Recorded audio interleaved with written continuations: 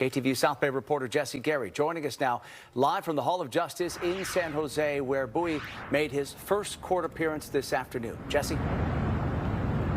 Alex, good afternoon to you. A very brief court appearance as Bowie did not enter a plea and is being held in jail on a no-bond hold. He is due back in court in a couple of months. Right now, though, investigators say that surveillance video taken from the scene could play a major role in this case.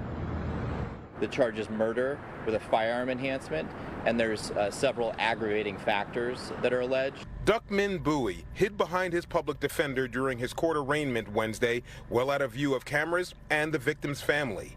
Prosecutors say the 33-year-old VTA bus driver went to the Shibuya yard on South 7th Sunday to pay thousands of dollars in gambling debt owed Reggie Tiatico, a fellow driver. Prosecutors say Bowie arrived armed with a gun. He did have 3 firearms that were registered to him, so that is correct. And the weapon used in this case, was that one of the 3? That is something that we're looking into. A witness and friend of Tiatico's says he saw the 2 men outside their cars talking. Then he heard 3 shots.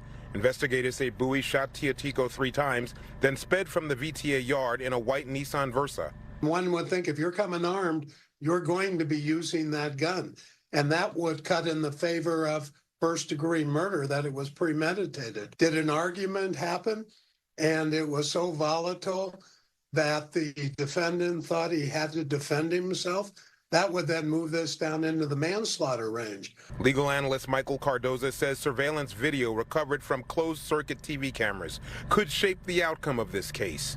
The world has changed, and that video will speak volumes. Investigators say the CCTV video shows Bowie pulling a gun out of a bag and shooting Tiatico.